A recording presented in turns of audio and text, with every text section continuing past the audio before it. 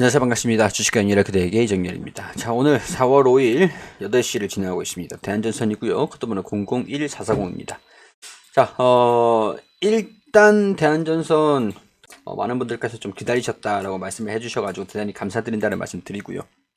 구독이 안 돼 있으신 분들 같은 경우에서는 구독 한 번씩 좀 부탁드릴 수 있도록 할게요. 자, 그리고 제가 댓글을 보니까 삼성전자랑 대한전선이랑 긴급하게 회동을 했다, 이런 댓글이 있으시더라고요. 근데 일단 지금 주가가 올라갔던 것들은 호반 건설, 호반 그룹이 한진칼을 인수를 했다라는 소식들이 부각이 되면서 거래량들이 동반이 됐고 주가가 상승하는 모습들을 보여줬습니다. 이때 당시에.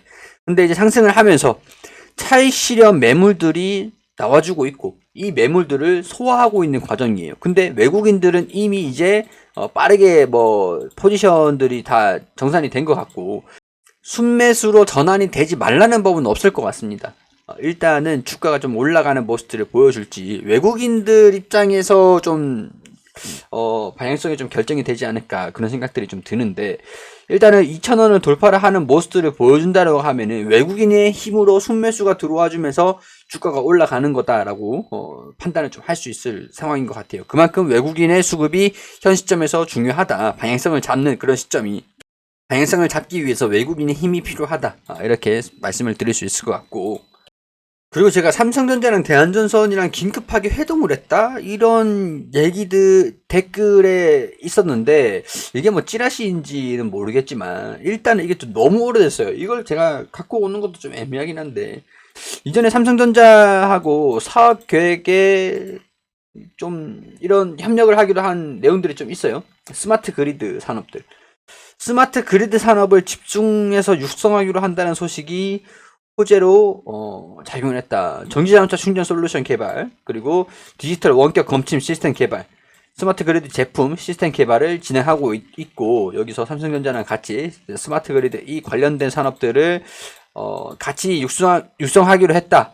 이런 내용들이 2010년 4월에 나온 적이 있었어요. 이걸 찾은 저도 좀 그렇지만, 일단 삼성전자랑 대한전선이랑 뭐 같이 할 수 있는 게 뭐가 있을까라는 생각들을 좀 고민을 찾아봤는데 가늠이 안 됩니다. 가늠이. 일단 뭐 통신 케이블 쪽에서 뭔가 협력은 할 수 있을 것 같은데, 글쎄요, 이 발전소 전력하는 절연선 통신 케이블 무선 통신망 구축하는데 뭔가 좀 회동을 했나? 이런 생각들이 좀 드는데, 이동통신 기지국.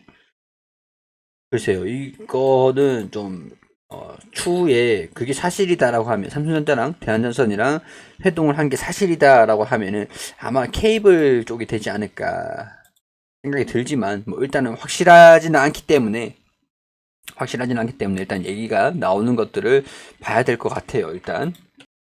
근데 일단 기본적으로 대한전선이 최근에는, 저는 일단 한진칼 인수 그런 내용들이 좀 호재로 반영이 되면서 주가가 좀 몰렸다, 수급이 좀 몰렸다라고 해석을 할 수 있는 상황들이지만, 물론 구리 가격들, 뭐 니켈 이런 원자재 비용들이 워낙 많이 올라가다 보니까 통상적으로 대한전선이 뭐 따지고 보면은 큰 영향이 없겠지만, 구리 가격이 상승을 하면서 단기 시세 차익이 좀 날 수도 있겠다. 그러니까 실적이 개선되는 모습들을 보여줄 수 있겠다.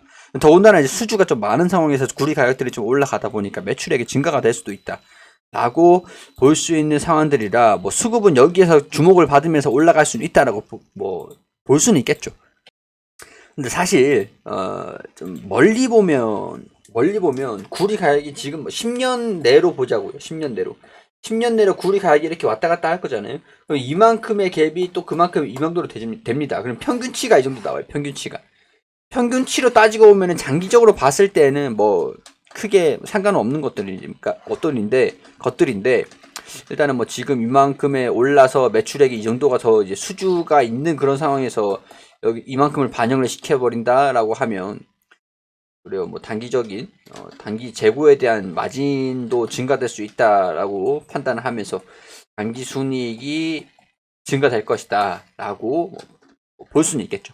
일단 뭐 그거뿐만 아니라 지금 이제 수주가 계속 견고하게 유지가 되고 있는 상황들이기 때문에 장기적인 부분들을 봤을 때 부채도 줄어들고 매출은 증가되고, 매출이 증가되면서 영업이익률이 견고하다라고 하면 당기순이익도 증가되고, 그러면 EPS도 회복이 되고, 약간 이런 전망들, 이 단기냐 이게 단기적으로 진행이 될수록 기업이 꾸준하게 이렇게 우상향하는 모습들을 보여줄 것이다. 근데 이제 주가가 이걸 따라갈지, 실적이 증가되는 모습들을 따라갈지, 이런 부분들은 이제 뭐 주가의 반영을 봐야 되는 상황들인데, 뭐 이게 어찌됐든 간에 한진칼이든 간에 아니면은 뭐 구리 가격 때문에 올라갔던 간에 아니면 실적의 개선, 그런 모습들 기대가 되면서 수주 이런 것들이 반영이 되면서 올라갔던 간에 일단은 뭐 나쁜 재료들은 아니다 보니까 이런 것들로 호재로 반영이 되면서 주가의 반응이 조금씩 있는 상황들이다 라고 이해를 하시면 될 것 같습니다.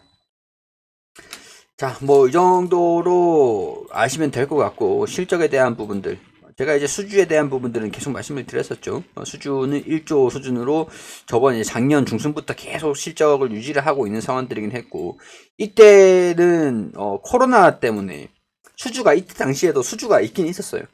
수주가 견고하게 들어와주기 시작을 했던 게 한 1분기, 지난 이제 4분기, 지난 4분기부터 실적이, 수주가 계속 이제 증가가 되는 모습들을 보여주기 시작을 했었는데, 이때 반영을 못했던 이유들이 그거죠.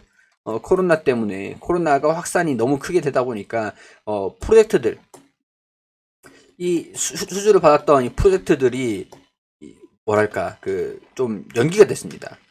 연기가 돼가지고 납품을 하지 못하게 되다 보니까 실적에 반영이 되지 못했던 그런 상황들 때문에 적자가 좀 나기도 했었어요.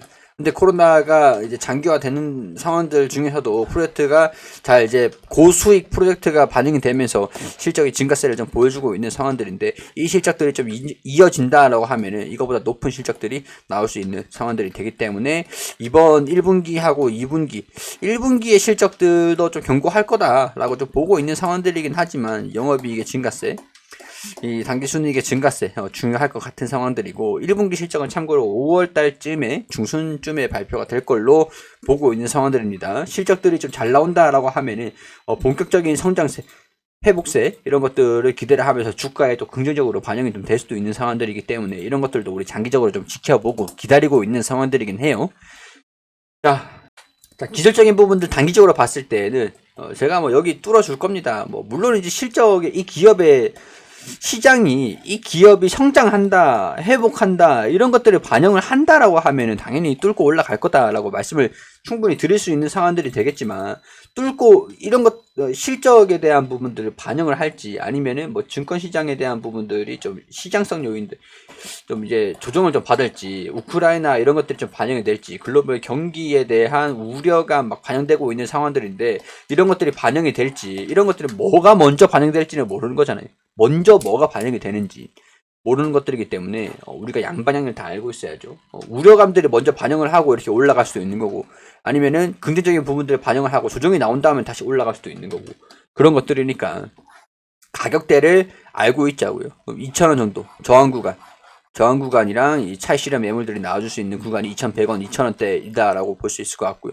1,800원대 이탈을 하면은 1,700원대에서 반등이 나와야 되죠. 여기 1,700원대에서 반등이 나와줘야 된다. 1,800원을 조정을 받는다, 이렇게 조정을 받는다라고 하면 이 1,800원을 지지를 받아줘야 되는 거. 지지를 받아줘야 되는, 지켜야 될 구간이 있고 뚫어야 되는 구간이 있어요. 저항을 받는 구간이 이 구간일 거라고 예상이 되는 거고, 지지를 받을 거라고 예상되는 게 이 구간들이고, 만약에 저항 받을 때 저항을 안 받고 돌파를 하면 어떻게 되죠? 돌파를 하면 강한 힘으로 뚫어줄 거다라고 보는 게 함정이겠죠. 근데 지지를 받아야 되는 이 자리에서 지지를 안 받고 이탈을 하면은 생각보다 차익 실현 매물들이 강하게 나오는구나, 이탈을 하는구나, 영향을 더 크게 받겠죠. 그러니까 지금 이 구간에서는 기술적인 부분들이 조금 의존을 해오자고요. 물론 이제 기술적인 부분들에 의존을 한다라고 해가지고 약간 투자에 대한 관점이긴 한데, 기업성을 보고 내가 장기적으로 투자를 하느냐, 아니면 단기적으로 기술적인 부분들로 대응을 잡아가느냐, 그거는 이 매매 투자의 성격에 따라서, 투자 성향에 따라서, 이제 시청하시는 여러분들의 각자의 투자 성향에 따라서 달라지는 부분들이니까 결정은 여러분들이 하실 필요가 있다라는 거 계속 말씀을 드리는 거죠.